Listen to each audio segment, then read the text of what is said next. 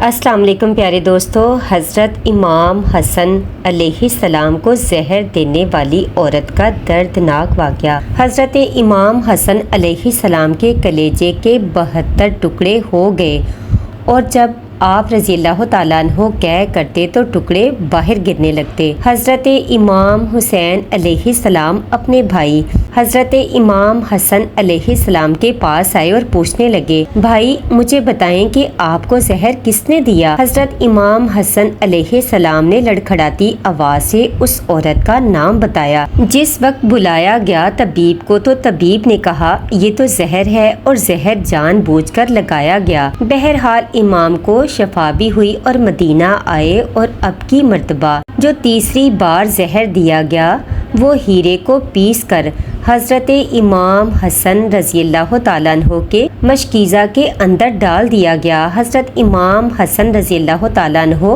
سفر کی رات سوئے ہوئے تھے، اچانک نیند سے بیدار ہوئے۔ حضرت زینب رضی اللہ تعالیٰ عنہ عبادت میں مصروف تھی۔ آپ نے نیند سے بیدار ہو کر حضرت زینب رضی اللہ تعالیٰ عنہ کو آواز دی، اور حضرت زینب امام رضی اللہ تعالیٰ عنہ کی طرف متوجہ ہوئی۔ حضرت امام حسن رضی اللہ تعالیٰ عنہ فرمانے لگے کہ میں نے خواب میں نانا جان اور امی جان اور ابا جان کو دیکھا کہ وہ مجھے جنت کی سیر کراتے ہیں۔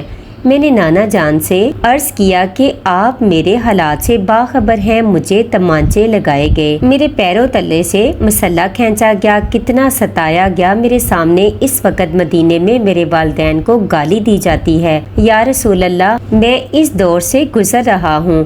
آقا نے فرمایا کہ صبر کرو، تم بہت جلد ہم سے آ کر ملنے والے ہو۔ حضرت امام حسن رضی اللہ تعالیٰ عنہ نے ایک اور خواب دیکھا کہ آپ کی پیشانی پر قل ھو اللہ شریف لکھی ہوئی ہے۔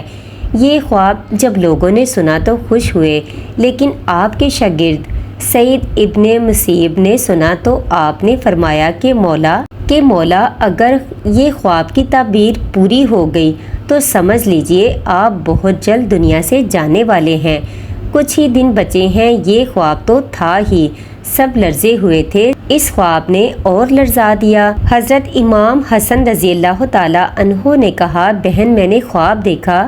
حضرت زینب رضی اللہ تعالیٰ عنہ نے پوچھا کہ یہ کیسا خواب ہے؟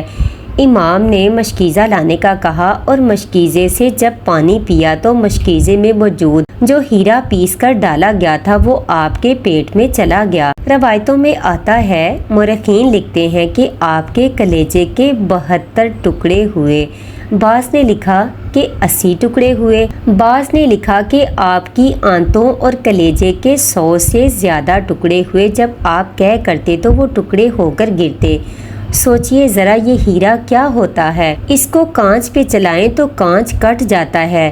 یزید صرف قاتل حسین رضی اللہ تعالیٰ عنہ ہی نہیں ہے بلکہ قاتل حسن رضی اللہ تعالیٰ عنہ بھی ہے۔ اس پر تو سب اتفاق کرتے ہیں کہ سازش یزید کی تھی، لیکن زہر دیا کس نے، اس پر تاریخ خاموش ہے۔ حضرت مولانا حسن بریلوی رحمۃ اللہ علیہ نے ایک عورت کا نام لکھا ہے، لیکن مفتی جلال الدین رحمۃ اللہ علیہ اس پر خاموشی کا حکم دیتے ہیں۔ مورخین اس میں اتنے الجھے ہوئے ہیں کہ کوئی واضح موقف پیش نہیں کیا جاتا، لیکن پڑھے لکھے لوگ ہیں، ان کے لیے ایک بات ہے کہ زہر دینے والا کون ہے۔ جس وقت ٹکڑے ہو کر گرنے لگے تو امام نے حضرت امام حسین رضی اللہ تعالیٰ عنہ کو بلانے کا حکم دیا تاکہ کچھ نصیحت کر دوں۔ حضرت امام حسین رضی اللہ تعالیٰ عنہ آئے اور حالت دیکھ کر گلے مل کر خوب روئے۔ بھائی بتاؤ آپ کو زہر کس نے دیا؟ اس لیے کہ سید الصابرین کا نواسہ ہے۔ بھائی مجھے جس پر شک ہے اگر وہی ہے تو اللہ بہترین انتقام لینے والا ہے، اور شک کی بنیاد پر کسی کو قتل نہیں کیا جا سکتا، کیونکہ میں نام لوں گا تو تم قتل کرو گے، اور شک کی بنیاد پر کسی کو قتل نہیں کیا جا سکتا۔ اللہ پاک بہترین انتقام لینے والا ہے۔ جب حضرت امام حسن نے حضرت امام حسین علیہ السلام کو نہیں بتایا کہ قاتل کون ہے تو حتمی طور پر کسی کے بارے میں یہ فیصلہ کر دینا کہ فلاں قاتل ہے، میں سمجھتا ہوں کہ یہ زیادہ مناسب نظر نہیں آیا۔ بہرحال جب صبح ہوئی اور لوگ جمع ہونے لگے تو اس وقت حضرت امام حسن رضی اللہ تعالیٰ عنہ نے کہا، حسین میرا چہرہ کیسا نظر آ رہا ہے؟ امام حسین رضی اللہ تعالیٰ عنہ نے روتے ہوئے فرمایا، آپ کا چہرہ ہرا ہو گیا۔ مسکرا کر کہا، اس تکلیف میں مسکرایا ہے؟ حسن، جس تکلیف میں لوگ ساری خوشیاں لوگوں کی چھین جاتی ہیں۔ حسن مجتبیٰ نے جب سنا کہ میرا چہرہ ہرا ہو گیا تو فرمایا، حسین یاد ہے نا نانا کی حدیث معراج مکمل ہو گئی؟ لوگوں نے پوچھا کہ حدیث معراج کیا ہے؟ فرمایا کہ جب میرے حضور صلی اللہ علیہ وآلہ وسلم معراج پر گئے تھے اور ہماری پیدائش بھی نہیں ہوئی تھی تو نانا معراج پر جنت کی سیر کر رہے تھے تو جنت میں 2 محل دیکھے، ایک ہرا تھا اور ایک لال تھا۔ اس وقت رضوان جنت نے کہا کہ یا رسول اللہ، جاتے جاتے اپنے شہزادوں کے محل بھی دیکھ جائیں جس سے پوری جنت کا حسن دوبالا ہوتا ہے۔ میرے نبی پاک صلی اللہ علیہ وآلہ وسلم نے فرمایا کہ یہ ہرا کس کا ہے اور لال کس کا ہے؟ کہا کہ لال تو حسین کا ہے اور ہرا حسن رضی اللہ تعالیٰ عنہ کا ہے۔ میرے حضور صلی اللہ علیہ وآلہ وسلم نے پوچھا کہ رضوان یہ تو بتاؤ کہ حسن کا ہرا کیوں اور حسین کا لال کیوں؟ تو رضوان کی گردن جھک گئی اور آنکھوں میں آنسو آ گئے۔ اہل بیت کی محبت میں رضوان جنت میں روتا ہے جبکہ جنت میں کوئی رو نہیں سکتا۔ جنت وہ ہے جہاں رویا نہیں جاتا، لیکن یہ شہادت حسنین ہے، اسے جب جب بھی یاد کیا جاتا ہے تو رضوان جنت بھی روتا ہوا نظر آتا ہے۔ رضوان کی عرض کرنے کی ہمت نہ ہوئی۔ حضرت جبرائیل علیہ السلام آئے اور عرض کی، یا رسول اللہ صلی اللہ علیہ وآلہ وسلم، میں بتاتا ہوں، اللہ پاک کے حکم سے یہ ہرا اس لیے ہے کہ حضرت حسن رضی اللہ تعالیٰ عنہ کو زہر دیا جائے گا اور ان کا چہرہ اور جسم ہرا ہو جائے گا، اور حضرت حسین رضی اللہ تعالیٰ عنہ کو کربلا میں شہید کیا جائے گا اور شہادت کی وجہ سے خون سے سارا جسم لال ہو جائے گا، اس لیے حسن کا ہرا اور حسین کا لال محل ہے۔ دیکھا حضور کی یہ حدیث معراج پوری ہو رہی ہے۔ اس کے بعد حضرت حسن رضی اللہ تعالیٰ عنہ نے لوگوں کو جانے کا حکم دیا اور گھر والوں کو ٹھہرنے کا کہا۔ اس وقت مولا حسن کے 3 یا 4 بیٹے تھے۔ ان بیٹوں میں ایک بڑا بیٹا تھا جس کی عمر صرف 7 سال تھی۔ وہ بڑا خوبصورت تھا اور نام قاسم تھا اور ماں کا نام ام فروا تھا۔ ام فروا قاسم کے سر پر ہاتھ پھیرتی اور اپنے شوہر کی طرف دیکھتی، گویا ان کے سامنے اپنی بیوگی گھوم رہی تھی۔ ہائے بیوگی، ہائے بے کسی، ہائے بے بسی، لیکن زبان سے کچھ کہہ نہ سکتی تھی۔ جب سب لوگ چلے گئے حتیٰ کہ کوئی نہ بچا تو حضرت حسن رضی اللہ تعالیٰ عنہ نے اپنے بازو پر بندے تعویذ کو کھولنے کا حکم ام فروا کو دیا۔ تعویذ کھولا اور کھول کر حضرت حسن نے کہا کہ میرے بیٹے قاسم کو میرے پاس لاؤ۔ اپنے ہاتھوں سے وہ تعویذ بیٹے کے بازو پر باندھ دیا اور فرمایا، بیٹا ایک وقت آئے گا جب تو شدید مصیبت میں گرفتار ہو جائے گا، اس وقت یہ تعویذ کھول کر دیکھ لینا۔ اس کے بعد حضرت حسین رضی اللہ تعالیٰ عنہ کو بلایا اور وصیت کی اور کہا، حسین صبر سے کام لینا اور میری تمنا ہے کہ جس وقت میرا جنازہ اٹھے تو مجھے نانا کے قدموں میں دفن کر دینا۔